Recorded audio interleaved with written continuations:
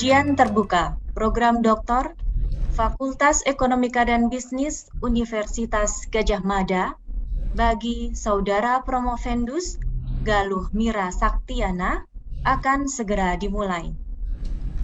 Demi kelancaran jalannya ujian terbuka pada pagi hari ini, kami mohon selain tim penguji dan Promovendus, selama ujian terbuka berlangsung, untuk mematikan mikrofon dan tidak menampilkan video atau gambar.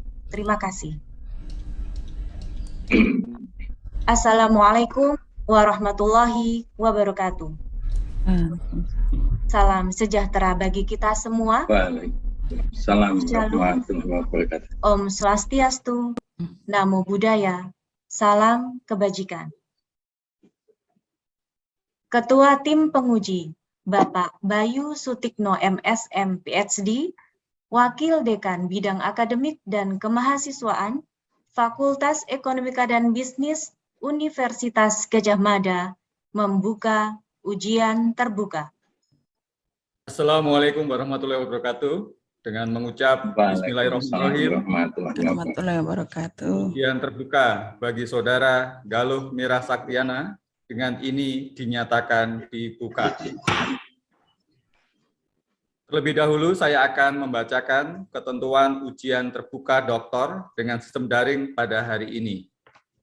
Pertama, ujian berlangsung selama 60 menit dibagi 8 orang penguji sehingga masing-masing kurang lebih 7,5 menit.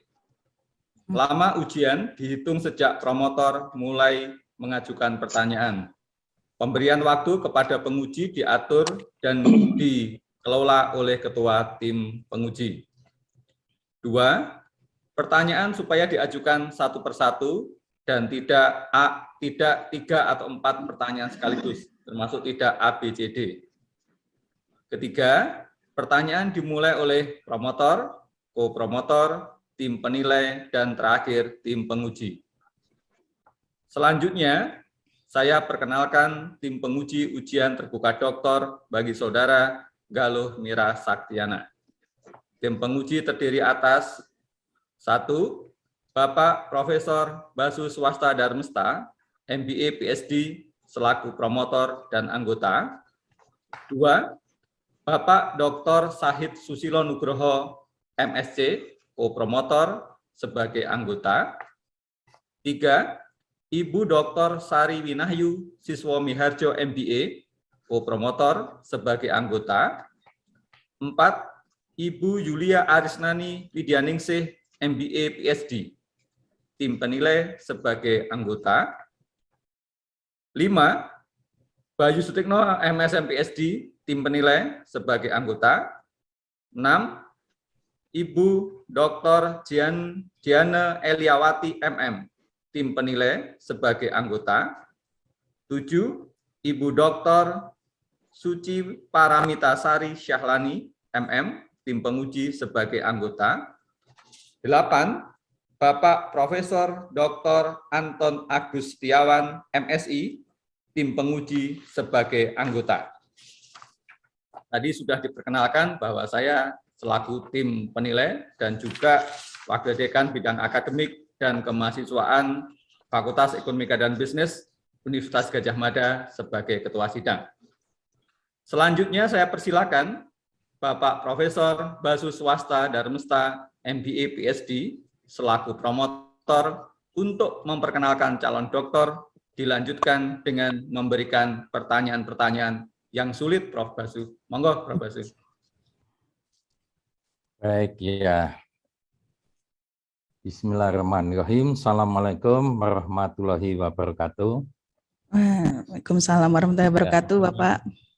Biasanya ujian terbuka itu dimulai dengan memperkenalkan promovenda terlebih dulu oleh promotor. Saya mohon izin sebelum memberikan pertanyaan, ya, Bapak Ketua Sidang, saya memperkenalkan promovenda dulu, ya, berdasarkan kurikulum vitae yang singkat saja yang telah diajukan oleh yang bersangkutan. Nah, dan saya perlu konfirmasi juga, ini nama masih Galuh Mira Sakiana Masih ya? Bapak. Masih. Baik ya. Lahir September 30 tahun 1985. Ini Iya. seumuran anak saya yang nomor 3 ini. Oke. Alamat ya ada, enggak usah ya. Dan lain-lain. Nah, lalu yang penting yaitu pendidikan S1 Universitas Gadjah Mada, Fakultas Ekonomika dan Bisnis. Ya, lulus tahun 2008, kemudian MSc bidangnya marketing, Universitas Gadjah Mada 2010. Kemudian dilanjutkan sampai hari ini S3, insya Allah nanti akan menjadi doktor di bidang marketing Universitas Gadjah Mada. Amin. Kemudian pekerjaan, ini dosen tetap di Fakultas Ekonomi Universitas Tarumanegara, Jakarta. Kemudian ada lagi jabatan lain, ini formal atau tidak jelas, yaitu sebagai asisten Profesor Dr. Gunawan Sumodiningrat, ya, senior di FEB UGM. Kemudian riwayat pekerjaan, ini ternyata sekarang ini merangkap jadi presiden direktur. Wah, ini bisa CEO, bisa komisaris utama ini. Ini tergantung tradisinya. Di PT Koi 5 Mitra Sejahtera. Jadi sebagai praktisi juga selain sebagai dosen. Kemudian pernah juga menjabat di beberapa perusahaan. Kemudian memberikan training, kemudian publikasi, ya, konferensi internasional, ya itu sudah ditunjukkan oleh Promovenda. Baik, demikian. Oh ya, satu lagi ini tidak ada di kurikulum vitae. Ini juga penting ya. Promovenda sudah menikah, ya, suaminya adalah temannya dan punya anak 1. Usia berapa itu? 2 tahun atau 4 tahun, Bapak. 4 tahun, baik. Wah, ini penting, ini tidak ada datanya ini. Nama suami, nama anak. Ya, baik, itu sekilas. Nah, kemudian sebelum saya memberikan pertanyaan, sedikit gambaran mengenai penelitian dari Promovenda. Ini yang berjudul Pengaruh Identifikasi Merek dan Kecintaan Merek pada Loyalitas Merek. Nah, teori yang digunakan yaitu Conditional Integration Theory of Love, yang menjadi penyempurna dari Triangular Theory of Love. Nah, ada beberapa variabel yang masuk dalam model yang diteliti. Ya, di situ ada loyalitas merek sebagai variabel dependen, kemudian ada kecintaan merek sebagai mediator, dan ada identifikasi merek, produk hedonis, kepercayaan merek, dan persepsi kualitas sebagai variabel independen. Ya, desain risetnya menggunakan survei, ya, kuantitatif, ya, dengan hipotesis dan pengujian hipotesis. Oke, baik, itu sekilas mengenai penelitiannya. Nah, sekarang mulai saya berikan pertanyaan yang sederhana dulu, ya, yang sederhana. Kalau langsung yang sulit, ya nanti di belakang saja. Nanti saya khawatir agak susah menjawabnya. Nah, Anda meneliti, ya, tentang kecintaan merek. Nah, kalau orang awam itu ada kecintaan pada orang. Ya, ini kecintaan merek. Ya, mohon dijelaskan apa bedanya. Baik, untuk cinta sendiri, cinta itu adalah sesuatu yang kompleks, Pak Basu. Jadi sesuatu yang rumit, kemudian yang kompleks, yang terjadi hubungan antara manusia dengan manusia. Itu arti cinta sendiri. Kemudian perbedaan antara cinta manusia dengan manusia ini yang terjadi adalah dua arah. Jadi adalah saling memberi dan juga saling menerima. Sedangkan pada kecintaan merek ini hubungan yang terjadi itu satu arah. Jadi dari konsumen ke merek itu adalah hubungan terjadi adalah satu arah. Itu perbedaan yang terlihat dari dua pengertian tersebut, Pak Basu. Baik, itu mengenai deskripsi dari dua macam kecintaan itu, yaitu pada merek ya, dan pada orang. Nah, sekarang apa dampaknya dari masing-masing itu? Baik, untuk cinta pada manusia akan terlihat yang dinamakan komitmen.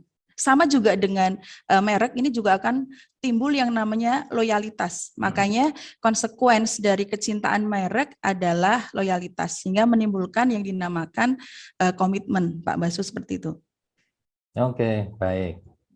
Nah, tadi saya singgung tentang teori yang Anda pakai, ya, yaitu Conditional Integration Theory of Love. Nah, apa peranan teori ini di dalam penelitian Anda? Baik, peranannya yang pertama, Conditional Integration Theory of Love adalah penyempurna, seperti yang disinggung Pak Basu awal tadi, penyempurna dari Triangular Theory of Love. Jadi, penelitian konstruk brand love itu sendiri tidak bisa langsung diterapkan dengan cinta manusia dengan manusia, tetapi harus diterapkan dengan cinta dengan objek. Sedangkan pada Conditional Integration Theory of Love ini menjelaskan bahwa cinta itu timbul antara konsumen dan juga objek. Jadi memang pas untuk pengaplikasian teori ini ke dalam penelitian saya yang berhubungan dengan kecintaan merek. Seperti itu Pak Basu. Oke. Nah, kalau teori ini merupakan pengembangan ya atau penyempurna dari Triangular Theory of Love. Berarti di dalam teori ini ada unsur, ada komponen ya utama yang terkait, yang masuk di dalam Conditional Integration Theory of Love. Nah, lalu apa unsur ya dari Triangular Theory of Love ini yang masuk ke dalam Conditional Integration Theory of Love? Baik, saya akan menjelaskan sedikit mengenai Triangular Theory of Love ini terdiri dari 3 komponen. Yang pertama adalah gairah atau passion, yang kedua adalah keintiman, kemudian yang ketiga adalah komitmen. Semua masuk ke dalam Conditional Integration Theory of Love, tetapi objeknya itu yang sedikit berbeda. Pada Triangular Theory of Love ini objeknya adalah manusia dengan manusia, sedangkan pada Conditional Theory of Love ini semua adalah antara konsumen dan juga objek. Objek di sini yang pertama ada beberapa kelemahan dari triangular. Pertama adalah keintiman. Keintiman ini suatu ikatan emosional antara manusia dengan manusia. Jika di Triangle Theory of Love ini sangat kuat. Jadi hanya bisa terjadi apabila hubungannya adalah dua arah, seperti itu Pak Basu. Sedangkan di Conditional Integration Theory of Love yang terjadi adalah satu arah. Karena nanti di Conditional Integration Theory of Love ini banyak komponen-komponen yang membentuk Conditional Integration Theory of Love. Seperti itu Pak Basu. Oke, baik. Penjelasannya sangat padat, singkat ya. Iya Bapak. Bahkan terlalu singkat ya, oke, nggak apa-apa. Nah, konsekuensi, ya sebagai konsekuensi dari kecintaan merek, yaitu munculnya loyalitas merek. Iya. Nah, maka Anda juga meneliti tentang loyalitas merek. Nah, kalau kita lihat secara teoritis, loyalitas merek itu ada bermacam-macam. Ada bermacam-macam, mulai dari cognitive loyalty, affective konatif, atau yang disebut dengan attitudinal loyalty, dan ada behavioral loyalty. Bahkan ada jenis-jenis yang lain seperti split loyalty, spurious loyalty, dan lain-lain. Nah, dalam penelitian Anda ini, yang Anda teliti jenis loyalitas merek yang mana? Baik, pada penelitian ini yang digunakan adalah pendekatan keperilakuan. Jadi loyalitas keperilakuan. Jadi dibedakan nanti ada pembelian ulang, kemudian ada komitmen di dalamnya setelah si konsumen ini menggunakan merek tersebut. Begitu Pak Basu. Nah, pertanyaan yang terkait. Mengapa Anda pakai behavioral loyalty bukan attitudinal loyalty? Baik, ini mengarah dari pengertian kecintaan merek itu sendiri. Menurut Batra 2012 dikatakan bahwa kecintaan merek itu adalah sesuatu yang berhubungan dengan kognisi, kemudian dengan emosi, dan juga perilaku. Jadi artinya bahwa memang sudah sampai ke tahap loyalty yang keperilakuan. Seperti itu Mbak Basu. Alasannya seperti itu. Dan juga dilihat dari conditional integration theory of love sendiri, sampai konsekuensinya adalah loyalitas membentuk suatu komitmen. Begitu Pak. Oke, saya punya pertanyaan lagi yang terkait. Baik. Kalau di model Anda ada kecintaan merek, apakah itu bisa terjadi ya pada konsumen yang belum pernah membeli produk yang bermerek itu? Baik, belum bisa Pak Basu. Jadi harus pernah melakukan pembelian terlebih dahulu. Jadi ada efek puas terlebih dahulu, kemudian dia akan menimbulkan cinta. Makanya di Carroll dan Aufia itu dibedakan antara kepuasan dan kecintaan merek. Orang bisa cinta kalau dia sudah puas dulu, baru menggunakan merek tersebut kembali. Seperti itu Pak Basu. Oke, jadi nggak bisa muncul kecintaan merek kalau belum beli produknya. Kalau itu dilakukan berarti hanya membayangkan gitu ya. Hanya angan-angan saja Pak. Hanya berangan-angan saja. Nah, kalau di dalam konsep loyalitas kan bisa terjadi. Orang belum melakukan pembelian, tapi konsumen sudah punya komitmen. Komitmen untuk membeli di masa yang akan datang. Saat ini belum membeli. Oke. Baik. Saya kira pertanyaan saya sudah cukup. Saya kembalikan kepada Ketua Sidang, pada Pak Bayu Sutekno, PhD. Terima kasih Prof. Basu atas pertanyaannya. Tepat 7 menit 30 detik Pak Basu. Luar biasa. Baik, berikutnya kami persilakan Bapak Dr. Sahid Susilo Nugroho, MSc, selaku kompromotor untuk memberikan pertanyaan. Terima kasih Ketua Sidang, Bapak Dr. Bayu ya. Saudara Promopenda Galuh Mira Saktiana. Iya Bapak. Pertama-tama saya ucapkan selamat ya, akhirnya sampai juga di penghujung studi Anda. Nah, saya ada 2 pertanyaan saja yang perlu Anda jawab ya. Yang pertama adalah dari hasil pengujian semua hipotesis itu cukup baik ya, ternyata hanya satu saja yang tidak didukung ya. Artinya secara kerangka berpikir ini studi Anda sejalan dengan teori yang Anda gunakan untuk mengembangkan model penelitian ya. Nah, sebagaimana kita pahami hakikat riset ini kan, hakikat survei itu adalah menangkap perbedaan ya, menangkap perbedaan. Nah, saya ingin bertanya generalisasi seperti apa yang bisa Anda simpulkan dari studi yang sudah selesai Anda lakukan. Silakan.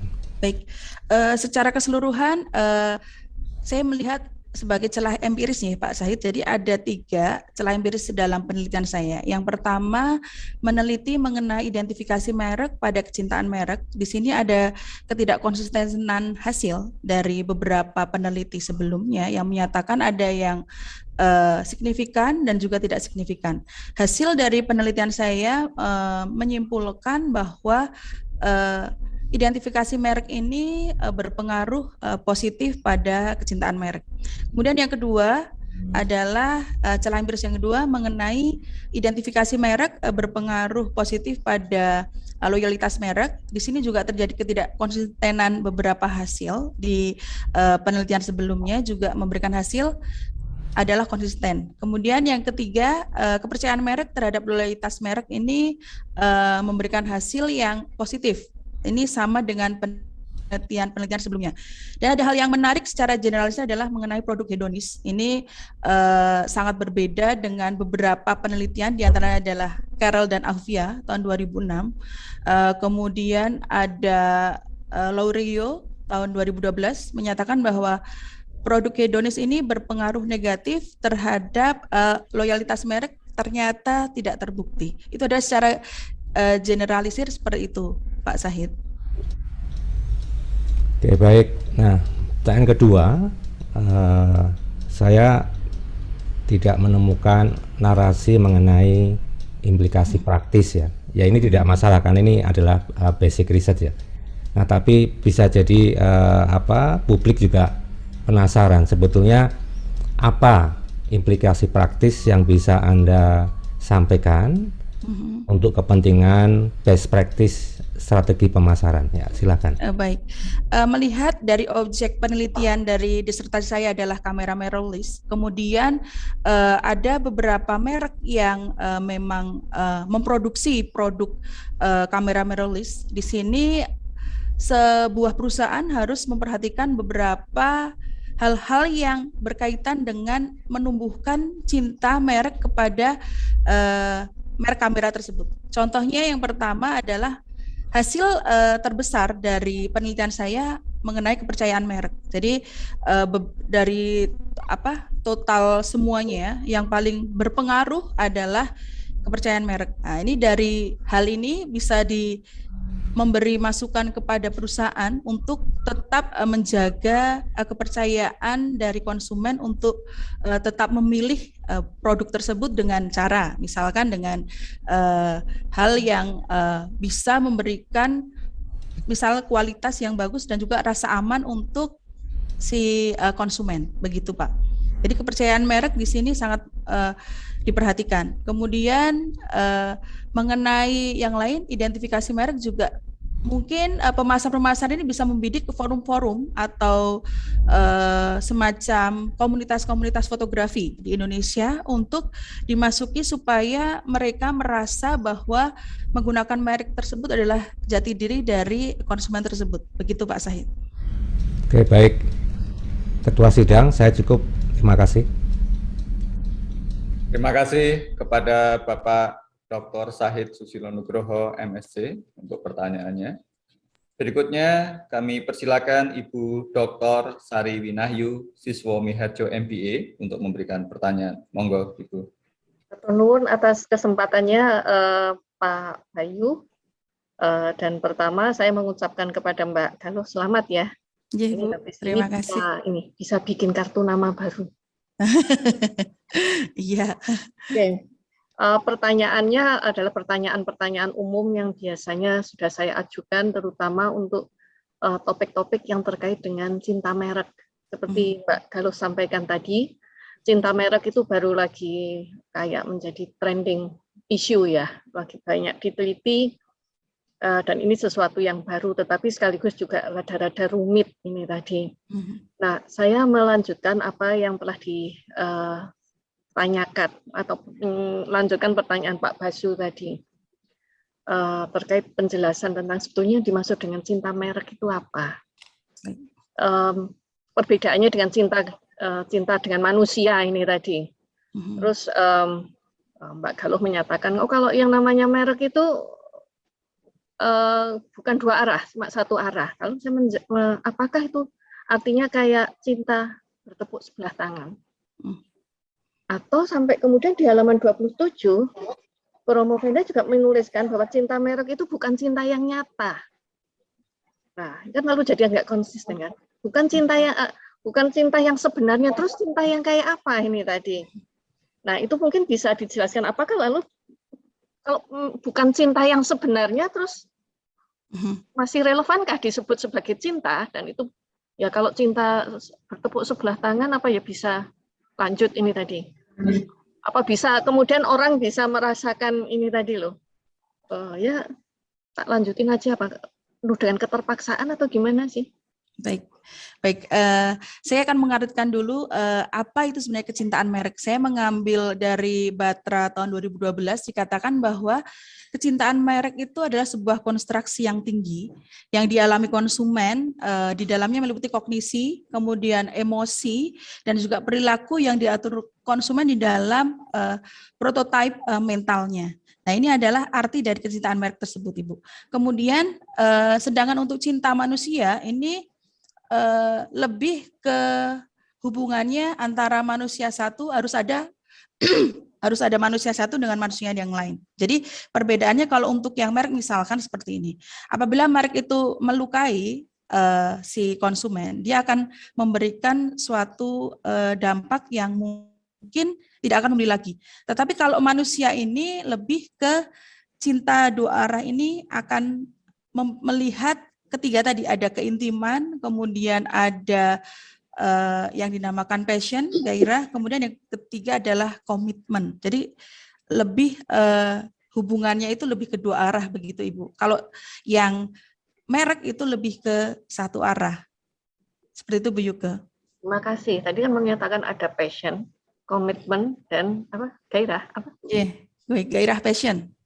Passion ada 3 kalau nggak salah. Passion, keintiman. Nah, apakah meskipun saat tadi dikatakan satu arah, bahwa saya punya passion untuk pakai brand ini, saya merasa intim dengan merek ini, apakah itu lalu menjadi alasannya itu selalu satu arah? Baik, kalau untuk yang satu arah ini dari si dari si brand itu, kita mencintai sebuah brand, kemudian perusahaan itu tidak akan cinta balik, dalam artian seperti itu. Cinta baliknya adalah dengan memberikan semacam reward, tapi tidak memberikan cinta seperti yang diberikan antara manusia dengan manusia. Seperti itu, Bu Yuke. Ini kemudian tak lanjutkan lagi, artinya mengingat bahwa kalau di pemasaran secara sederhana itu kan dijelaskan sebagai sebuah pertukaran nilai atau exchange of value. Nah, berarti kalau cinta merek itu cinta yang tidak nyata atau hanya cinta satu arah, masihkah bisa itu masuk ke ranah pemasaran? Kalau untuk dari conditional integration theory of love sendiri, itu adalah hubungannya adalah antara konsumen dengan objek. Dijelaskan dalam conditional integration theory of love itu konsekuensi dari kecintaan merek. Jadi dari apa yang diinginkan konsumen dengan kenyataan yang diberikan oleh merek itu ada yang dinamakan warmth atau kehangatan. Apabila nanti titik equilibriumnya lebih tinggi, nanti akan dinamakan cinta. Nah, dari cinta ini akan menghasilkan konsekuensi loyalitas atau bisa lebih ditekankan dengan komitmen, begitu Bu Yuke. Jadi terima kasih ya penjelasannya. Tapi intinya tadi, adakah sesuatu yang dipertukarkan antara si merek ini tadi dengan manusia ini tadi, si pembeli, konsumen?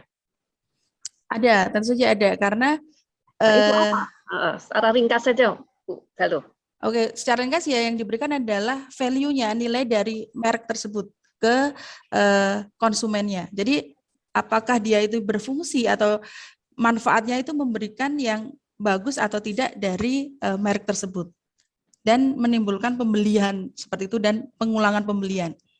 Terima kasih. Artinya adakah sebetulnya itu sesuatu yang sifatnya dua arah? Ada tapi tidak tereksplisit begitu, Bu. Beda dengan yang triangle theory of love ini, dia terlihat hubungannya adalah dua arah saling nyata seperti kasih sayang orang tua dengan anaknya, seperti itu, Bu Yuke. Ya, terima kasih. Meskipun value kan sebetulnya juga tidak mesti harus sesuatu yang kelihatan ya. Terima kasih. Kemudian mungkin pertanyaan berikutnya. Setelah Mbak Galuh menyelesaikan penelitian ini dan kemudian propose sebuah model ya. Kira-kira model ini bisa efektif dalam kondisi yang kayak apa? Apakah semua kondisi, semua produk dan semua kondisi pelanggan atau responden itu bisa menghasilkan penelitian yang efektif memakai model tersebut, atau ada conditions atau persyaratan-persyaratan? Baik, kalau dilihat dari ini, saya melihatnya dengan involvement atau keterlibatan produk. Jadi kalau untuk penelitian saya ini adalah menggunakan high involvement product. Jadi kamera mirrorless ini saya pandang sebagai produk yang high involvement. Jika nanti diterapkan untuk yang low involvement belum saya lakukan, Ibu. Mungkin untuk next-nya bisa diteliti menggunakan low involvement product. Seperti itu, Bu Yuka. Nah, kalau saya lihat ada salah satu konstruk yang disebut sebagai brand identification. Kalau produknya itu, kalau dalam ini ya pelajaran perilaku konsumen yang disebut sebagai apa ya istilahnya, sesuatu yang tidak visible, yang tidak kelihatan, yang bukan publicly visible ini tadi. Masihkah model ini relevan? Kalau untuk yang visible kemungkinan misalkan seperti rasa suka terhadap suatu produk, kecintaannya bisa, Ibu. Kemungkinan bisa. Yang tidak visible. Yang tidak visible misalnya seperti apa maksudnya, Ibu? Tidak visible itu apakah produknya yang nyata ataukah produknya yang seperti YouTube ataukah apa, itu kan seperti visible. Ini mungkin produk-produk yang sangat personal, maaf untuk para hadirin mungkin, tapi ini brand yang sangat sebetulnya termasuk produk mahal misalnya saja, dan tapi sangat perempuan ini. Produk-produknya Victoria's Secret. Baik. Itu produk branded. Yeah. Orang nggak lihat. Kira-kira model itu bisa terapable nggak sih? Kalau menurut saya bisa, Ibu, karena kalau Victoria's Secret itu kan cukup mudah juga didapatkan di Indonesia. Jadi untuk misalkan parfum ataukah bukan yang ini, maaf tak interupsi. Ini kan waktu saya yang produk awal parfum itu adalah produk setelah Victoria's Secret itu berkembang. Jadi produk awalnya itu apa sih? Nah, ini. Produk awalnya adalah apa? Untuk perempuan, Ibu? Ya. Baju dalam perempuan. Ya. Baik. Ya, mungkin untuk nanti target pasarnya akan memilih ada syarat-syarat, karena survei ada nanti purposive samplingnya, itu akan dipilih orang-orang yang menggunakan Victoria's Secret. Jadi nanti mendapatkan datanya bisa dengan snowball sampling, tidak dengan disebar ke manapun, karena tidak semua orang memakai itu. Beda mungkin dengan Wakul ataukah yang lebih murah, itu akan berbeda, begitu, Ibu. Maksud saya gini loh, Mbak. Orang memakai, apakah dia memakai Wakul, Triumph, atau Victoria's Secret, orang nggak tahu. Ini loh. Terus masih relevankah brand identification ini tadi? Oh, iya. Baik. Kalau karena ini kan cinta itu memperlihatkan, kalau saya menggunakan Wakul itu saya akan lebih percaya diri, dalam artian walaupun orang tidak melihat, tapi kan maaf, bentuk brandnya itu kan untuk yang murahan dengan yang mahal itu akan memberikan perbedaan. Itu kan memperlihatkan kalau saya cukup bahagia dan nyaman menggunakan produk tersebut. Begitu, Ibu. Tetap masih bisa untuk brand identification. Jadi kalau pakai Victoria's Secret, lalu kita akan semakin pede geraknya. Terus kalau kita pakai yang murahan, terus kita kemudian jadi nggak pede gitu atau gimana? Ya, mungkin memberikan rasa nyaman yang berbeda, karena ada orang yang tidak menggunakan itu bisa gatel-gatel, ataukah nanti kalau orang nggak, ada beberapa yang mungkin kalau untuk yang kalangan atas itu kalau belinya di pasar itu mungkin mereka tidak akan nyaman dengan ukurannya, kemudian dengan talinya, dengan apapun itu seperti itu, Bu. Nah, sebetulnya brand identification itu apa sih, Mbak? Brand identifikasi itu seseorang akan merasa menjadi merek tersebut. Jadi kita itu merasa bahwa diri kita itu adalah bagian dari merek tersebut. Itu adalah brand identification. Dan itu kalau dia kalau apa ya istilahnya itu beda dengan ini bahwa karena itu kan untuk kesenangan ya. Jadi bahwa kalau saya memakai merek ini dan kemudian dilihat orang yang bisa mengidentifikasi dirinya itu tuh dia sendiri atau dia memakai itu supaya orang lain mengidentifikasi dia sebagai seseorang yang kayak apa. Nah ini loh. Ya, baik. Kalau identifikasi merek ini biasanya kalau dia menggunakan produk itu supaya kalau sama orang lain yang menggunakan produk itu bisa saling bercerita, Ibu. Kalau untuk produk hedonis kan juga kesenangan, bagian dari kesenangan. Jadi identifikasi merek ini seperti misalkan Ibu menggunakan Victoria's Secret, kemudian ada misalkan Bu Julia juga menggunakan, nanti enak ya pakai itu. Jadi oh ternyata kita sama. Seperti itu. Nanti kalau ada diskon, misalkan ini Bu ada diskon, bisa beli besoknya atau kapannya begitu, Bu. Nah, kira-kira taunya Bu Julia dan saya tahu Bu Julia pakai apa gimana? Ini kan barangnya nggak kelihatan. Justru itu pertanyaannya. Ini hal yang menarik ya Ibu. Mungkin saya belum ada bayangan karena saya belum melakukan untuk yang invisible ini, yang visible yang tidak bisa terlihat itu kemungkinan nanti apakah bisa dimasukkan untuk penelitian selanjutnya? Nanti saya coba untuk membuatnya seperti itu, Bu. Oke, terima kasih. Saya cuma ingin, ini kan mungkin ini modelnya menarik, terus kemudian banyak orang akan merefer ke model Anda. Nah kan mereka peneliti kan harus memberikan rambu-rambu mungkin tentang apa yang perlu dipertimbangkan di sini. Mungkin itu saja Ketua Sidang Pak Bayu, matur nuwun untuk kesempatannya.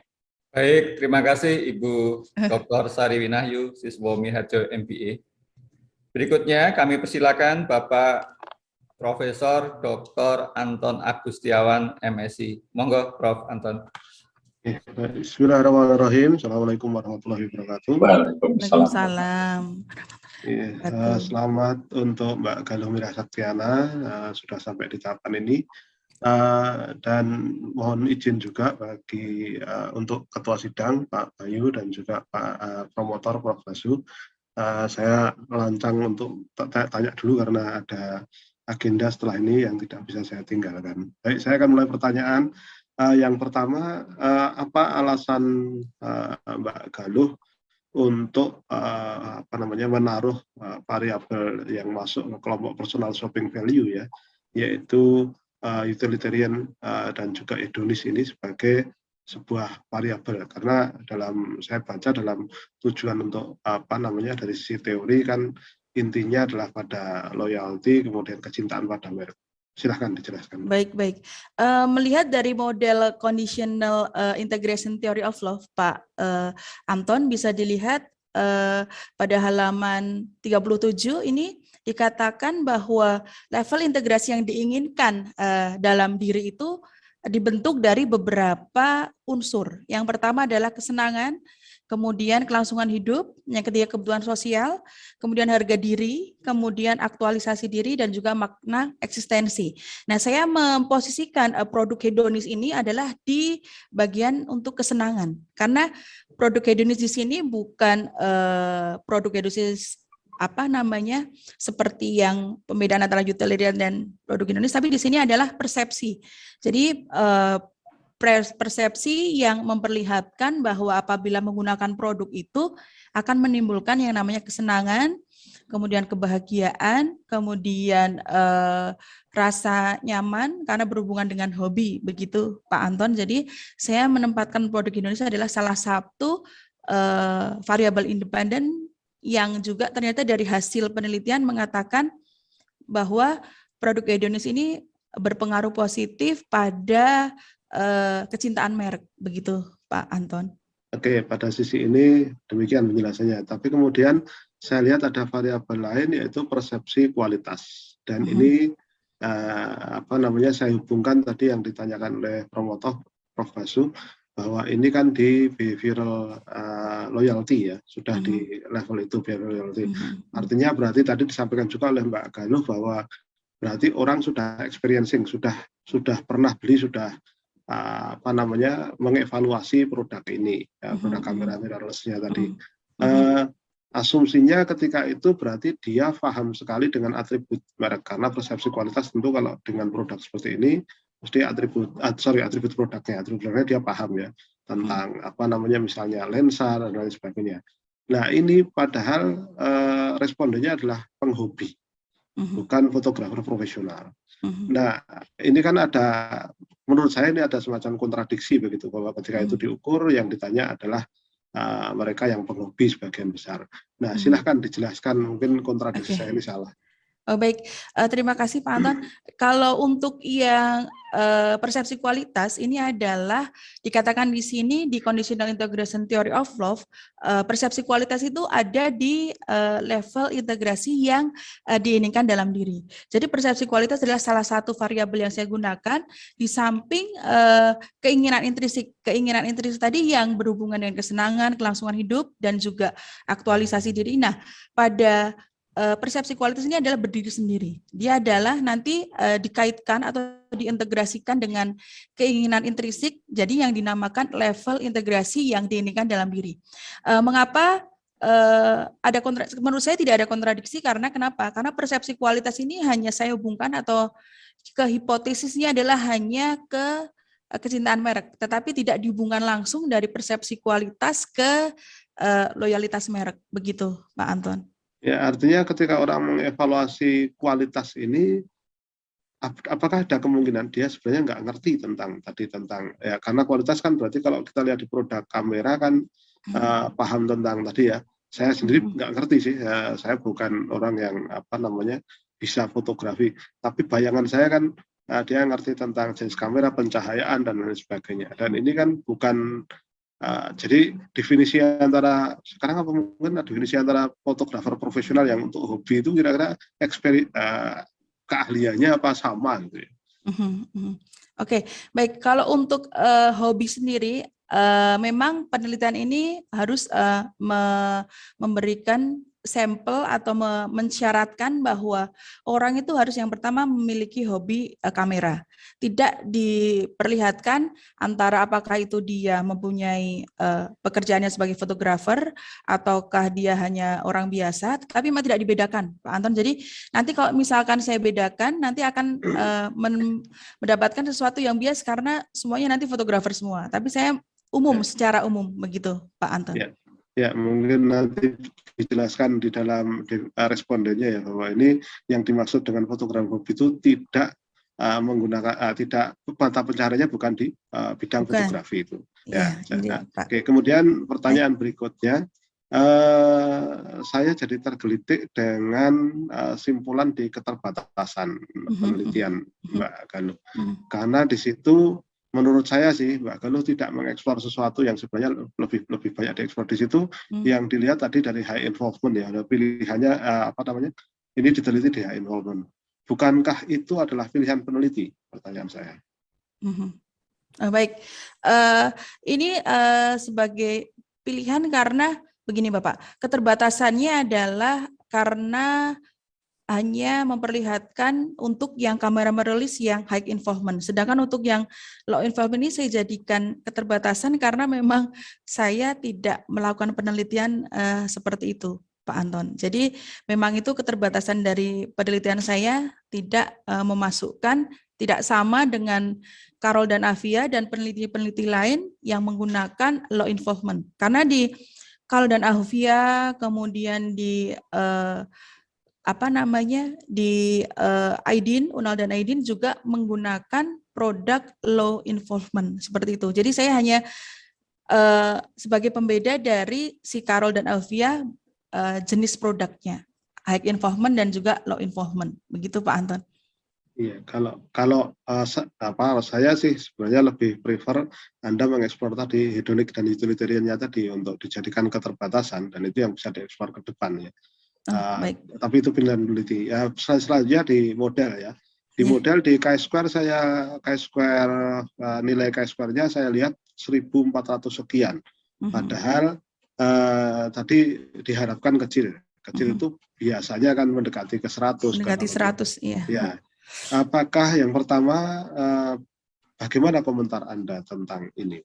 Baik, sebenarnya ini karena sebenarnya yang agak sedikit bermasalah, bukan bermasalah, tapi memang di kecintaan merek itu mempunyai 22 item pernyataan. Jadi itu yang agak sedikit membuat case square-nya juga beda terlalu besar, Pak. Diharapkan sebenarnya harusnya 100 berapa, tapi karena jumlah pernyataan di kecintaan merek sendiri itu ada 22 item yang mungkin agak sedikit mengacaukan. Bukan mengacaukan, tapi memang agak sedikit berpengaruh ke hasil. Begitu Pak Anton. Apakah kira-kira sudah ada usaha-usaha yang dilakukan untuk memperkecil nilai chi-square-nya waktu dulu? Tidak sih, karena memang saya melihat karena sudah itemnya 22 item, ini saya seperti justifikasi saya sendiri, jadi memang tidak bisa sekecil yang diharapkan, tetapi masih bisa dimasukkan dalam atau syarat untuk dilakukan data selanjutnya. Begitu Pak Anton. Oke, ya. Saya kira cukup demikian Pak Bayu. Terima kasih. Terima kasih.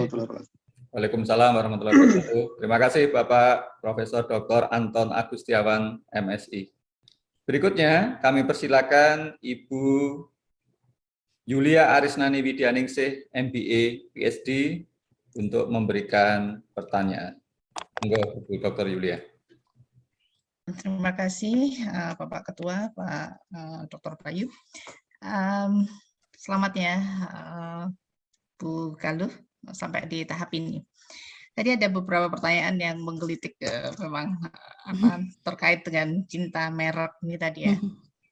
Yang tadi katanya adalah satu arah gitu ya, bahwa sebetulnya itu satu arah. Di situ tuh ada 22 item pertanyaan, ya kan? 22 itu sebetulnya didevelop dari mana? Apakah aslinya yang cinta merek itu memang sebanyak itu gitu? Itu dulu tentang bagaimana memutuskan yang ini tadi tentang konstruknya yang cinta merek ini ya, yang 22 item itu. Baik, mengarah dari arti dari kecintaan merek sendiri tadi berdasarkan Batra tahun 2012 Ibu Yulia itu mengatakan ada kognisi, kemudian ada emosi, kemudian ada perilaku.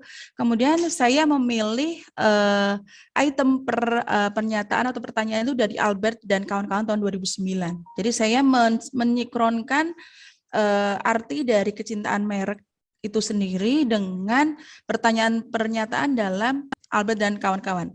Sebenarnya Carol dan Alvia juga membuat item-item pertanyaan ini, tapi Carol dan Alvia tidak memperlihatkan ada sampai ke perilaku. Jadi saya lebih memilih ke tempat si Albert dan juga kawan-kawan tahun 2009, begitu Bu Yulia. Akibatnya jadi ada 7 item atau 7 dimensi dalam kuesioner atau dalam pernyataan. Ada keunikan, kemudian ada kesenangan, kemudian ada keintiman, ada idealisasi, ada durasi atau lama penggunaan, kenangan, dan juga mimpi. Ini adalah gabungan dari pernyataan-pernyataan yang ada di Albert tahun 2009. Begitu Ibu. Tadi kan ada 7 dimensi tersebut itu ya.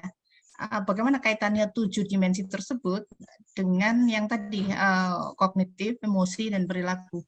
Nah, ini dijelaskan di Albert dan 2009 itu dikatakan ada keunikan, kemudian kesenangan. Ini adalah bagian dari kognisi, kemudian nanti emosinya adalah berhubungan dengan keintiman, idealisasi. Kemudian yang terakhir adalah mengenai perilaku, ini adalah mengenai kenangan juga mimpi. Jadi dia kayak menggabung begitu, Bu. Tidak bisa dipisah sendiri-sendiri, tapi mereka itu bergabung menjadi satu begitu, Bu. Ya, pada saat saya melihat itu yang 22 ini, apakah itu sebenarnya tidak menimbulkan kesulitan bagi responden juga gitu ya? Di situ itu tentang idealisasi itu. Coba jelaskan tentang idealisasi, karena di situ saya menemukan ada kata apa sakral itu ya, iya enggak? Kemudian ada item juga yang mengatakan apa ya tentang coba yang satunya apa selain sakral itu, yang idealisasi? Tidak ada yang lebih penting bagi saya selain itu. hubungan saya. Nah dengan itu. merek. Tidak ada yang lebih penting bagi saya selain hubungan saya dengan merek. Makanya kan banyak juga yang pasangan itu yang sangat punya hobi itu bisa pasangannya sendiri menjadi jealous itu, ya, bahwa istri pertamanya adalah mobilnya itu, atau kameranya atau yang semacam itu. Gimana temuan saudara tentang idealisasi ini? Baik. Kalau untuk masalah berhubungan dengan hobi, Bu Yulia, kalau untuk di fotografi sendiri itu biasanya mereka yang mempunyai hobi fotografi biasanya akan menganggap kamera itu ibaratnya kalau dipinjam orang pun tidak boleh. Karena kenapa? Karena sesuatu yang sakral itu menurut saya seperti itu. Jadi jangan meminjam-minjamkan kamera yang memang sudah pas dengan diri kita. Seperti kalau kita punya kamera merek X, kemudian sudah pas, kita sudah biasa memakai, kemudian kalau dipakai orang itu kayaknya kalau jatuh sayang, ataukah kalau misalkan tidak sesuai dengan yang dia mau, karena kan pegangannya sendiri dengan orang lain itu kan beda, begitu Bu Yulia. Penangkapan saya begitu. Baik. Mungkin penjelasan secara umumnya seperti itu ya, tapi temuan saudara gimana di dalam itu, karena ada deskriptif statistik juga kan tentang idealisasi. Apakah responden itu memang berpendapat seperti itu? Temuannya seperti apa di deskriptifnya? Kalau di deskriptifnya itu saya hanya melakukan konfirmatori itu. Jadi mereka itu menghubung di dalam satu tempat atau satu rumah. Tetapi kalau untuk saya meneliti untuk setiap dimensinya saya tidak melakukan itu, Bu Yulia. Jadi hanya gabungan untuk menjadi kecintaan merek saja. Jadi tidak per dimensinya. Seperti itu, Bu Yulia. Ini yang perlu saudara lihat juga, karena di situ kan ada saya melihat saudara Promovenda itu menggunakan ada skalanya 1 sampai 7, ya kan? Nah, tadi yang saya penasaran itu pada saat responden itu menjawab saya memiliki hubungan yang sakral nih dengan merek ini. Ini antara 1 sampai 7 itu berapa ya? Itu tidak dihitung ya? Tidak, Ibu. Jadi tidak per dimensi tidak dilakukan, tapi hanya keseluruhan dari rata-rata 7 dimensi tersebut. Ini perlu dilihat karena ada juga yang tidak ada yang lebih penting bagi saya selain hubungan saya dengan merek ya, hubungan dengan kamera gitu ya.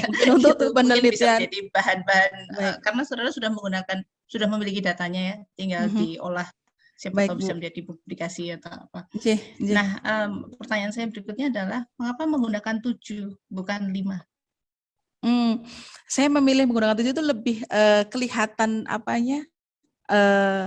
karena ini berdasarkan juga dari si Albert 2009 dan kawan-kawan itu juga menggunakan 7 skala poin, Ibu. Jadi supaya kelihatan diskritnya setiap jarak antara 1 sampai dengan 7. Karena nanti kalau 1 sampai dengan 5 bukan dikhawatirkan banyak mungkin ya ada, karena di Indonesia itu pasti akan banyak memilih angka 3 dan mau tidak mau itu pasti sedikit agak merusak data, begitu Bu. Saya lebih memilih untuk yang skala 7 poin sesuai dengan Albert dan kawan-kawan 2009 itu menggunakan skala 7 poin. Ya, waktu saudara menggunakan 1 sampai 7 itu, saya lihat di hasilnya itu untuk deskriptifnya kebanyakan ya rata-rata di situ tuh di angka 5 Angka 5, iya. Ya kan, akhirnya kan ke situ juga ya, seperti 1 sampai 5, kemudian di 3 ini 1 sampai 7 itu di 5. Apa maknanya itu? Apa maknanya bahwa yang 5 itu, misalkan kecintaan mereknya itu 5 itu, apa maknanya? Maknanya itu adalah gimana? Paling sebagian besar atau si responden ini memilih angka agak setuju dan juga setuju terhadap pernyataan tersebut. Karena rata-rata banyaknya ada 5,026, 5,024, kemudian 5,019, jadi banyak di angka 5. Seperti itu, Bu. Apa maksudnya? Misalkan cinta itu 5 sama cinta itu 7 itu gimana? Nah, cintanya itu 5, ya kan? Keintiman, idealisasi, kalau di situ tuh di 5. Baik, kalau untuk yang cintanya 7 itu berarti dia sangat super cinta, begitu Ibu. Kalau untuk yang 5 ini ya cinta dan juga tidak sedalam untuk yang memilih angka 7. Begitu Bu. Ya, mengapa saya permasalahkan yang ada di situ? Karena ini terkait juga dengan respondennya kan. Saudara sudah memilih ada kriteria tertentu untuk responden tersebut itu. Nah, apakah itu menjadi syaratnya juga bahwa dia itu sebenarnya sudah memiliki loyalitas tertentu? Tolong dijelaskan tentang syarat atau kriteria responden. Baik, syarat untuk penelitian ini yang pertama adalah dia memiliki hobi dari dari fotografi. Artinya dia mempunyai hobi, dia suka, dia membeli kamera itu untuk dirinya, untuk hobi, bukan untuk yang lain. Yang kedua adalah pendapatannya memang saya paling tidak di atas 2 juta. Kemudian syarat-syarat itu yang nanti akan bisa untuk menuntut si responden itu harus memenuhi terlebih dulu itu, Bu. Jadi juga suka dengan kamera mirrorless seperti itu. Ya, saya membaca tentang kriteria responden. Kemudian pada saat saudara menjelaskan tentang pendapatan lebih dari 2 juta, itu ada kaitannya lagi, ada penjelasannya juga dengan penggunaan yang ke arah hedonis itu. Iya. Jadi itu mengapa itu menjadi syarat itu? Baik. Pertanyaan terakhir, Bu Julia. Oke. Baik, responden ini pengeluaran rata-rata, pengeluarannya adalah 2 juta. Hasil wawancara ini dari hasil wawancara beberapa orang sebelumnya yang memiliki hobi fotografi itu untuk bisa membeli kamera sebelumnya itu paling tidak minimal harus di atas 2 juta per bulan. Begitu Bu Yulia. Jadi kaitannya bukan ke arah hedonisnya kan sebetulnya. Sedikit mengenai dengan hobinya itu Ibu yang memiliki hobi kamera. Oke. Terima kasih Pak Bayu. Terima kasih Mbak Galuh. Terima kasih Ibu Dr. Julia Arisnani Widyaningsih, MPA PhD. Berikutnya kami persilakan Ibu Dr. Jana Eliawati MM. Monggo Ibu Dr. Jana. Ya, terima kasih Pak Bayu. Selamat ya untuk Mbak Galuh ya, sudah sampai pada tahap ujian terbuka ya. Terima kasih Bu. Ya, saya ingin menanyakan beberapa pertanyaan. Tadi sudah banyak ditanyakan tentang teori ya. Nah, mungkin saya lebih ke hasil penelitian ya. Baik. Nah, sebelum lupa tadi saya meneruskan Bu Yulia dulu ya. Tadi ada demografi responden ya. Nah, itu ada 15 item pertanyaan untuk demografi. Ya. Nah, tapi setelah saya baca sampai ke pembahasan, itu kok tidak dilibatkan ke sana ya. Ini sayang sekali. Ya. Nah, mungkin ada alasan tertentu atau mengapa tidak dimasukkan atau tidak diikut sertakan untuk pembahasan ya ini ya. Faktor-faktor demografi ini ada pendapatan, seperti tadi kan kalau pendapatan 2 juta ke atas mungkin diarahkan untuk hedonis begitu ya. Nah itu kok tidak bunyi gitu ya, monggo. Baik, kalau untuk masalah demografi Bu Jen, ini tidak semua saya masukkan. Jadi ada beberapa yang misalkan saya gunakan untuk pembahasan setiap hipotesis. Contohnya adalah mengenai usia. Pada penelitian ini paling banyak yang mengisi kuesioner saya itu adalah usia sekitar 33 sampai dengan 37 tahun. Nah, itu adalah yang saya masukkan, salah satunya seperti itu. Dikatakan bahwa berhubungan dengan produk Indonesia tadi, Bu Jen, dikatakan bahwa untuk generasi yang masuk di usia 33 sama dengan 37 ini dimasuk dalam generasi Y. Artinya apa? Artinya bahwa generasi Y itu peka terhadap politik, kemudian terhadap ekonomi, kemudian terhadap teknologi. Ini saya sudah masukkan di dalam pembahasan untuk rangkuman secara garis besar. Seperti itu Bu Jen. Jadi tidak semua saya masukkan seperti flash, kemudian kameranya apa, ini tidak begitu banyak. Tapi dari hasil ada beberapa yang memang saya cuplik, yang memang pas dengan pembahasan di penelitian saya. Seperti contoh lain lagi adalah kamera apa yang paling diminati, mirrorless yang paling diminati adalah Sony, itu saya masukkan juga dalam pembahasan hipotesis saya. Begitu Bu Jen. ya ini juga tidak ada dalam kesimpulan ya ternyata ya, waktu ujian tertutup itu sudah saya info ya, mungkin bisa dimasukkan ke kesimpulan, tapi ternyata saya baca juga belum ada ya, mungkin ini kemarin kelewat ini. Saya kira itu penting sekali profil responden itu dimasukkan ke kesimpulan, karena banyak orang yang mungkin kalau membaca isinya itu kan malas gitu, jadi ngelihatnya itu langsung ke kesimpulan gitu. Nah itu saya kira bisa secara singkat dimasukkan ke kesimpulan untuk profil demografi responden. Baik Ibu. Ya, itu saran saya. Lalu terkait dengan tadi tentang H6 ya, H6 itu tidak terbukti ya. H6 itu produk hedonis berpengaruh negatif pada loyalitas. Ya, ini saya kira berbeda dengan artikel rujukan ya yang ditulis oleh Carol dan Ahuvia 2006. Ya. Nah, di sana saya baca itu alasannya karena ada perbedaan setting penelitian. Lalu saya baca lagi di sana ada dalam pembahasan itu dikatakan bahwa peneliti mengeksplor ya untuk produk-produk yang perbedaan produk high involvement dan low involvement begitu.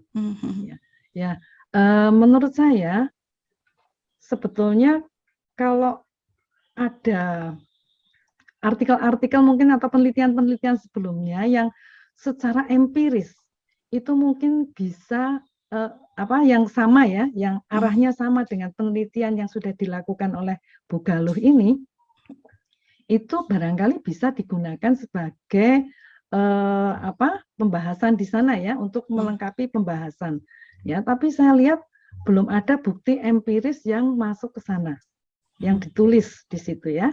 Nah, apakah secara kaidah ilmiah ini apakah masih bisa dipertanggungjawabkan? Gitu. Jadi kalau teori-teori yang lain itu arahnya ke kanan, Mbak Galuh ini ke kiri sendiri gitu.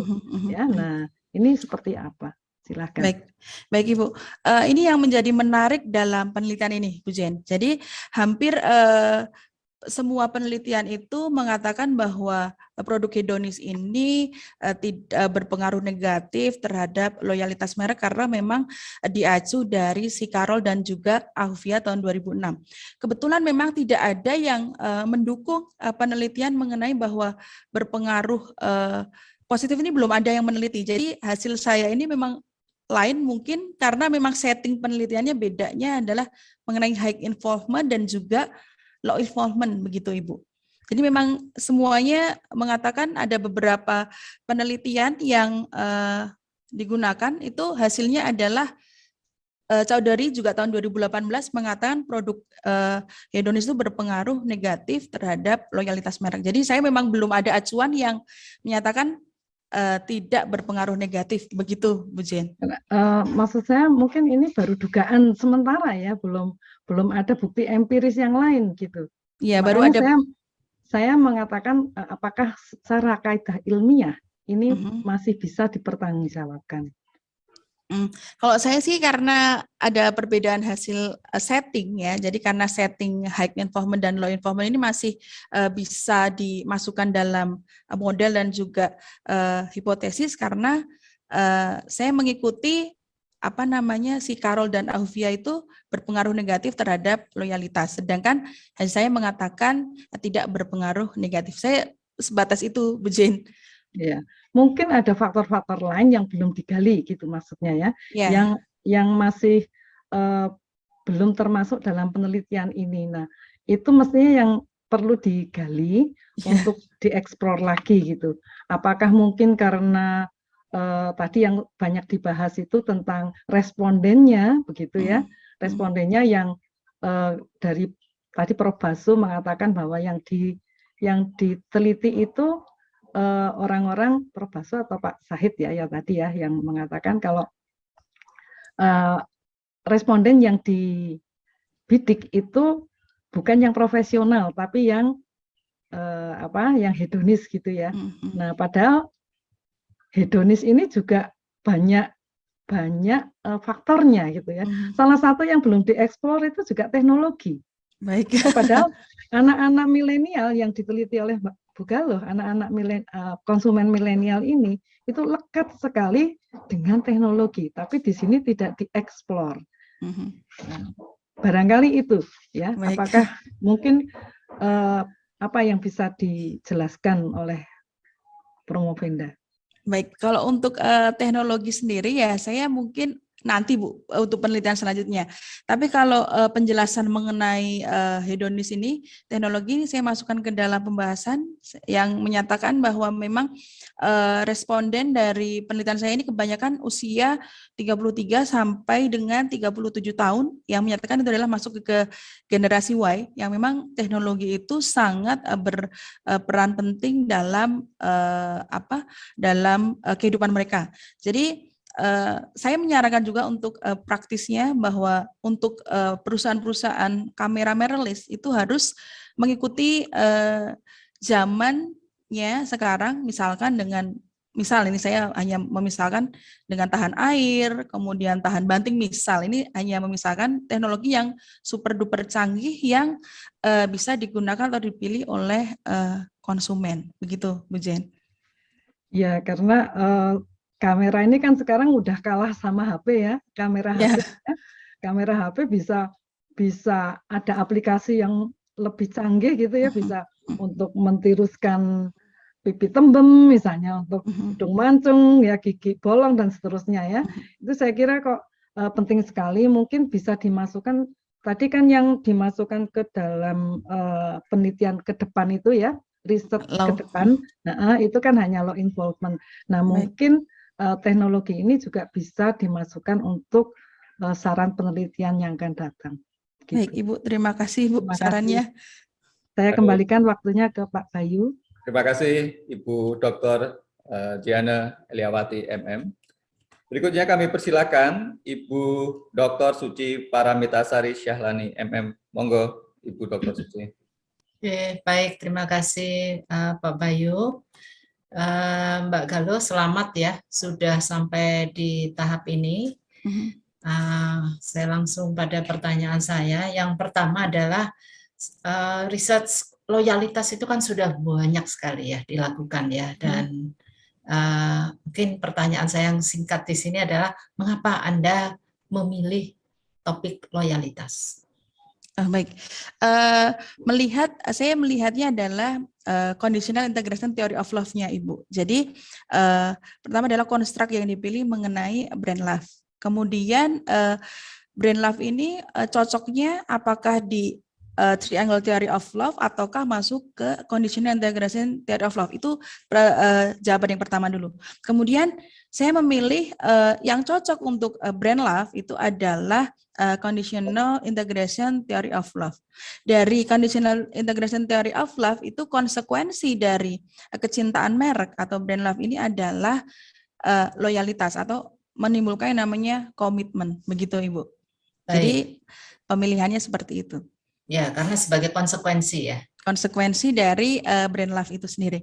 Baik, kalau riset terdahulu itu mungkin kita bisa katakan bahwa kepuasan itu dikatakan sebagai prediktor, atau kalau dibalik loyalitas itu adalah dampak atau konsekuensi kalau terjadi kepuasan. Terus posisi bagaimana peran riset Anda untuk memberikan kebaruan pengetahuan tentang loyalitas itu? Baik, kalau untuk kebaruan sendiri, saya melihat kebaruannya ini adalah mengenai penggunaan atau pengaplikasian conditional integration theory of love. Karena hampir banyak peneliti-peneliti yang lain menggunakan teori adalah triangle theory of love sebagai teori utama untuk brand love itu sendiri. Sedangkan untuk kebaruan loyalitas ya dari konsekuensi dari brand love itu Ibu, seperti itu Bu Suci. Jadi melihatnya adalah kebaruannya adalah pengaplikasian dari conditional integration theory of love. Oke, begitu, Ibu. Bolehkah dibilang bahwa sebetulnya loyalitas itu tidak atau saya bisa mengatakankah bahwa kepuasan itu bukan satu-satunya prediktor yang kuat untuk loyalitas dengan temuan Anda? Baik, dikatakan di Alvia itu kecintaan merek dan kepuasan itu seperti ini. Puas dulu, baru dia akan menimbulkan cinta. Setelah cinta dia akan menimbulkan loyalitas. Di pembedanya seperti itu. Jadi konstruk loyalitas dan konstruk brand love dan juga konstruk kepuasan itu memang dibedakan. Jadi kecintaan merek itu bisa terjadi apabila orang sudah pernah membeli atau menggunakan suatu produk sehingga bisa menimbulkan kecintaan merek. Begitu Bu Susi. Jadi puas dulu baru cinta, ya. Iya, iya. Iya. Terus pertanyaan berikutnya, mengapa Anda tidak masukkan di sini konstruk kepuasan? Karena saya melihat dari pembentuk dari conditional integration theory of love itu tidak disebutkan secara rinci mengenai kepuasan. Jadi yang pertama kalau Ibu bisa lihat di model penelitian itu ada intrinsik, itu ada yang namanya kesenangan, kemudian ada rasa aman, kemudian ada aktualisasi diri. Ini ada bagian dari si Maslow itu tidak memperlihatkan bahwa manusia itu puas begitu. Jadi maksudnya tidak memperlihatkan konstruk puas secara eksplisit begitu Ibu. Jadi saya hanya memasukkan variabel independen yang memang pas dengan conditional integration theory of love. Sesuai dengan itu. Oke. Mungkin Anda bisa sharing di sini ya, bagaimana Anda tadi mengidentifikasi yang ini pas, kemudian itu apa kemudian yang menjadi dasar Anda kemudian mengembangkan bahwa tadi kecintaan merek itu based on misalnya beberapa variabel tadi ya, prediktornya ya. Oke, baik. Mungkin bisa dilihat mengenai pembentuk dari conditional integration theory of love sendiri itu. Yang pertama adalah keinginan untuk berintegrasi, dan yang kedua adalah kenyataan dari apa yang diinginkan dari konsumen. Jadi nanti apabila saat keinginan dan juga kenyataan itu mencapai titik equilibrium tertinggi, dia akan merasakan yang namanya brand love. Nah, dari brand love ini akan menimbulkan loyalitas. Nah, pembentuk dari masing-masing variabel itu saya lihat dari seperti ini. Yang pertama untuk yang keinginan intrinsik itu ada yang kesenangan. Saya menganalogikan bahwa kesenangan itu adalah bentuk dari produk hedonis. Kemudian kelangsungan hidup dan juga keamanan ini akan masuk ke kepercayaan merek. Kemudian mengenai persepsi kualitas dia ada sendiri. Dia ada karena nanti ada diintegrasikan dengan keinginan intrinsik. Nah, kemudian menimbulkan yang namanya cinta. Cinta ini adalah yang dinamakan sebagai brand love, Ibu. Kemudian yang terakhir dari love ini setelah mencapai tinggi, equilibrium tertinggi, menimbulkan yang namanya komitmen. Nah, komitmen ini adalah bagian dari loyalitas. Makanya loyalitas yang saya pilih adalah keperilakuan seperti itu, Ibu Suci. Baik, iya.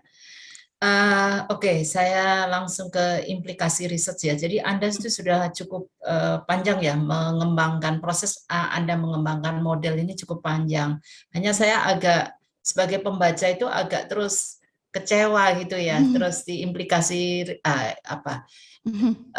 future research direction-nya ini kok terus ya itu hanya di low involvement product, sementara yang Anda bangun sendiri tidak Anda upayakan maksimal untuk masuk. Misalnya tadi bahwa Anda melakukan ini karena ada beberapa kegalauan, karena inkonsistensi hasil ya sebelumnya. Nah, sebetulnya kalau dari riset Anda ini kan memunculkan kegalauan lagi bagi peneliti lain, yaitu dengan tidak terdukungnya variabel hedonis ke loyalitas ya. Nah, ini bagaimana kemudian apakah ada problem ya misalnya di measurement Anda sudahkah mencoba menggali itu? Maaf saya lupa pakai topi nih. Baik Ibu, kalau untuk yang produk hedonis ke loyalitas itu saya menggalinya sebatas tadi yang Bu Jen tanyakan tadi adalah mengenai usia mengenai generasi Y, kemudian untuk yang low involvement itu, kemudian inkonsistensi untuk yang saya masukkan dampak praktisnya mengenai kemarin Ibu Suci bilang juga mengenai forum, kemudian komunitas-komunitas, saya sudah memasukkan untuk implikasi manajerialnya, begitu Ibu. Oke, ya mungkin untuk di implikasi research ya, karena kalau saya baca di sini item pertanyaan Anda, oke, saya menggunakan kamera merek X sebagai satunya pengharapan dalam hidup. Sementara ini kan hobi ya. Jadi ketika hobi, kenapa saya harus berharap pada kamera gitu ya hidup saya itu. Jadi mungkin ya di sini Anda coba gali begitu, apakah item-item pertanyaan ini pas tidak dengan konteksnya, karena konteksnya ini kan lebih pada hobis ya. Iya Ibu, hobis.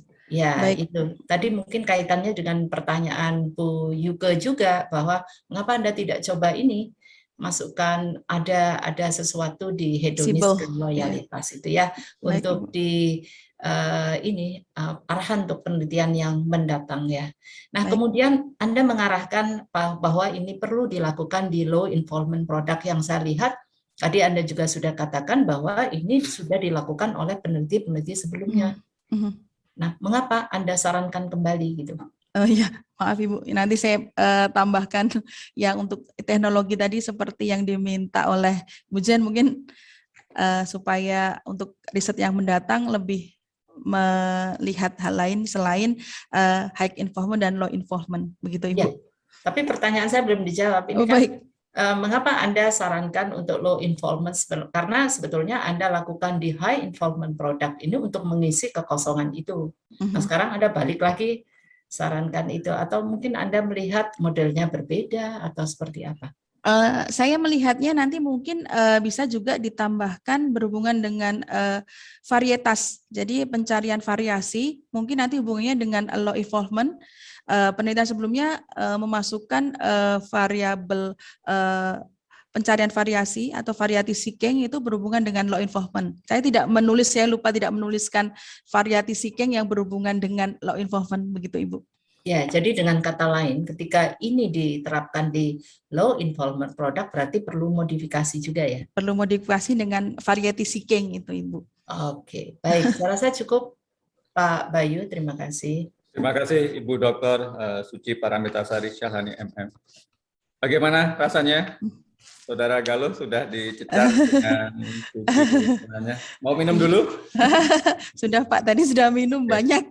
Baik, karena saya juga termasuk tim penilai, maka saya mohon izin untuk mengambil 3-4 menit untuk memberikan pertanyaan kepada Saudara Galuh. Pertanyaannya hanya ada 2.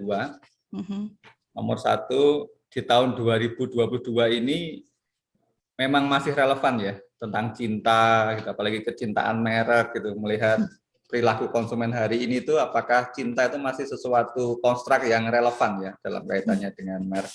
Silakan. Baik, kalau untuk 2022 ini tentu saja kalau berhubungan dengan pandemi lagi akan mungkin bisa dilakukan penelitian lagi Pak Bayu, karena untuk mengetes apakah memang cinta ini beneran cinta, apakah berpengaruh dengan uang, dalam artian harga, nanti bisa juga dimasukkan dengan harga, apakah berpengaruh juga, mungkin masih bisa relevan, tapi nanti ada variabel-variabel lain yang mendukung atau sebagai moderasi atau sebagai mediasi yang berhubungan dengan kecintaan, begitu Pak. Kalau dari risetnya Mbak Galuh ini, Mbak Galuh melihat bahwa cinta itu masih ada ya? Masih dalam konteks Pak. Cinta merek itu masih ada. Nomor 2, terakhir, dari pengalaman riset yang dilakukan oleh Mbak Galuh ini dalam kondisi pandemi itu lesson learned paling penting apa Mbak Galuh yang bisa dijadikan sebagai pijakan untuk riset-riset ke depan?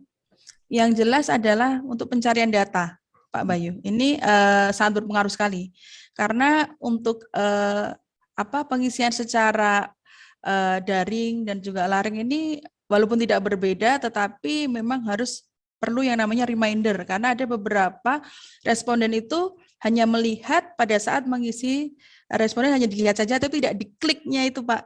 Dikliknya itu nanti isinya 1 semua, 2 semua, 3 semua. Nah ini mungkin untuk riset ke depannya memang harus memperhatikan yang memang harus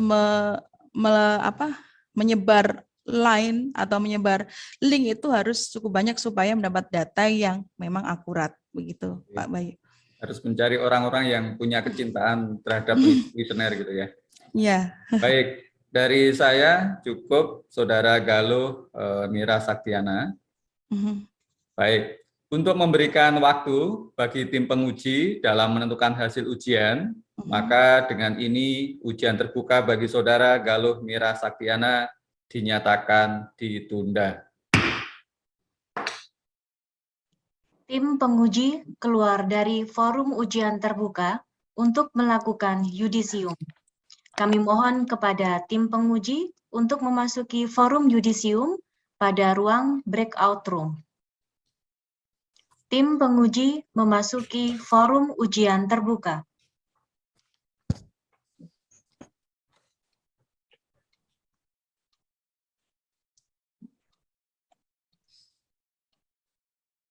Ketua tim penguji membuka kembali ujian terbuka program doktor.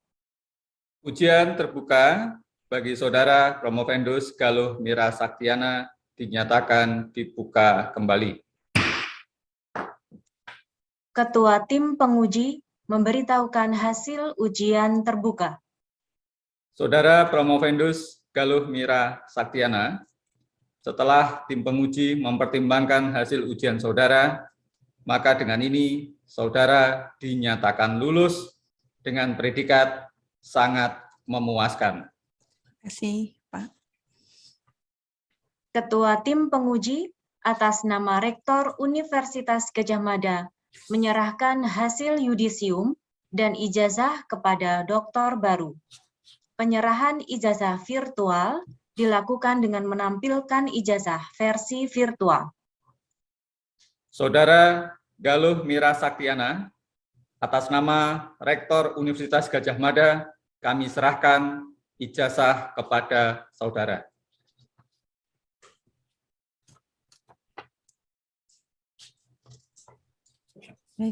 Promotor menyampaikan pesan-pesan.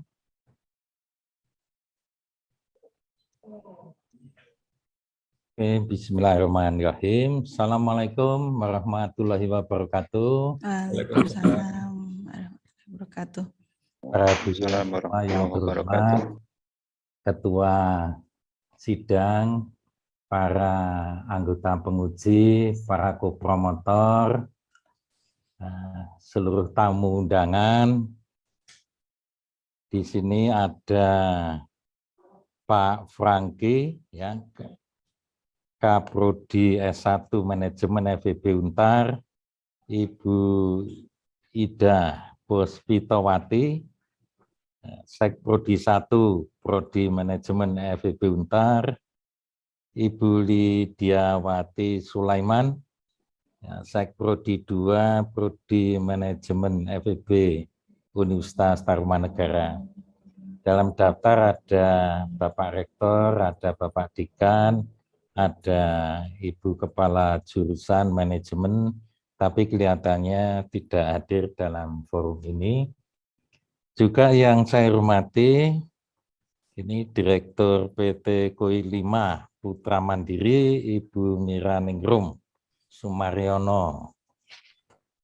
Juga yang saya hormati, para tamu undangan yang lain dari berbagai universitas, para kolega, teman sebaya, mahasiswa-mahasiswa dan alumnus S3 FEB UGM, dan juga tidak lupa, cuma tidak ada data yang saya terima, Saudari Promovenda beserta suami dan anak, ini mestinya ada ini. Iya Pak, dan Ibu. Dan Ibu juga ya. Ibu. Ya, dan Kakak. Oh, Kakak baik ya, cuma kami tidak menerima infonya. Ya, Assalamualaikum warahmatullahi wabarakatuh. Semoga semuanya yang hadir di sini selalu sehat walafiat. Salam sejahtera, selamat pagi, dan tidak kurang suatu apapun. Marilah kita panjatkan puji syukur kehadirat Allah Subhanahu wa Ta'ala atas karunia-Nya kita bisa bertemu dalam forum yang sangat penting ini, ya, dalam kondisi yang sehat walafiat. Yang pertama kami ucapkan dulu selamat, ya, kepada Saudari Galuh Mira Saktiana sebagai doktor. Bapak Ketua Sidang tadi tidak menyebut dokter, jadi saya yang menyebut dokter pertama. Dr. Galuh Mira Saktiana. Masih, Pak. Selamat ya, saya ucapkan selamat. Anda sudah bisa menyelesaikan seluruh proses akademik di program studi S3 ini. Ya, saya sangat senang, saya sangat bangga, dan tentu saja atas seluruh kerja keras Anda ya, yang tidak mengenal lelah. Nah, sehingga yang biasanya mahasiswi itu nampak stres, Anda tidak nampak stres. Ya, mungkin diobati dengan makan banyak, ya, jadi stresnya hilang, nggak sampai stres. Ya, tentu saja apa yang sudah Anda capai, ini kami ya sebagai bagian dari alma mater tercinta ini selalu mengharapkan bisa memberikan manfaat ya dalam kehidupan di dunia ini ya, entah itu terkait dengan kegiatan akademik ataupun non akademik ya, dan semoga harapan ini bisa tercapai. Nah, tentu saja kesuksesan Anda itu semoga menular kepada teman-teman sebaya lain ya untuk juga bisa sukses. Nah, bagi kolega yang di sini cukup banyak dari FEB Untar ya, ini yang belum doktor silahkan daftar ke prodi doktor FEB UGM. Ya. Tapi jangan melihat masa studi Bu Galuh ini. Ya, yang dilihat suksesnya saja. Bisa selesai dan dapat ilmu yang sangat banyak. Dan tentunya salah satu poin penting yang menjadi kebanggaan kita yaitu bahwa prodi S3 ini termasuk salah satu prodi di FEB UGM yang terakreditasi internasional oleh ACSB. Ya, jadi selamat yang kedua, Anda adalah lulusan dari sekolah doktor yang terakreditasi oleh AACSB. Ya, sebuah lembaga pengakreditasi yang sangat dihormati ya di dunia. Ya, khususnya untuk sekolah bisnis. Ya, bukan sekedar lembaga pengakreditasi, tapi yang paling dihormati di dunia. Ya, dan hanya 5% sekolah bisnis di dunia yang terakreditasi oleh AACSB. Nah, tentunya kebanggaan ini akan melekat pada Anda dan akan punya konsekuensi ya, untuk berkinerja baik sesuai dengan brand image, yaitu FEB UGM. Ya, semoga ilmu yang Anda peroleh di sini akan bermanfaat lebih lanjut. Ya, saya tidak akan memperpanjang uraian saya, tapi saya ingin mengucapkan selamat kepada keluarga, kepada suami yang juga setia mendampingi sejak mahasiswi sampai berjodoh, sampai punya anak, ikut berjuang juga, kepada ibu, kepada anak ikut mendengarkan nggak ini? Iya Pak, dari rumah Pak. Ya, oke ya. Senang ibunya bisa lulus, nanti menjadi contoh untuk masa depan. Amin. Nah, semoga apa yang saya sampaikan bisa memberikan manfaat. Seperti biasa dalam ujian terbuka, saya akan membacakan beberapa pantun. Ini biasanya yang mencatat Pak Sahid ini biasa. Ya, ini tentu konteksnya juga berkaitan dengan Anda. Ya. Ada kuntilanak ngemut knalpot. Ujian gak enak, pikiran empot-empot. naik andong beli tales, kadang tidak dong, perut jadi mules. Dari pasar beli sawi, pulang pakai otopet. Kebanyakan para mahasiswi sukanya kerja mepet. Keselokan cari bulus, ke pasar naik skuter. Setelah Anda lulus, jangan lupa alma mater. Bersusah-susah dahulu, bersenang-senang kemudian. Bersekolah susah melulu, dapat jodoh dan lulus kemudian. Ini sungguh terjadi.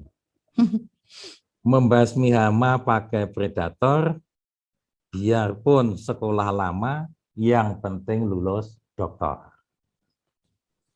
Di atas ada langit biru, di bawah ada pohon rambutan. Jika kami ada keliru, mohon kami dimaafkan. Ya, baik, sebagai akhir kata, Anda tetap harus optimis dan kelihatan optimis terus ya.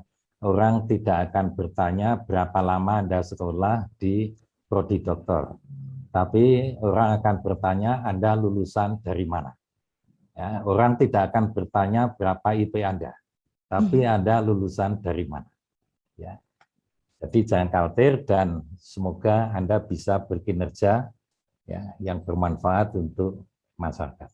Billahi taufik wal hidayah. Assalamualaikum warahmatullahi wabarakatuh. Waalaikumsalam. Assalamualaikum warahmatullahi wabarakatuh.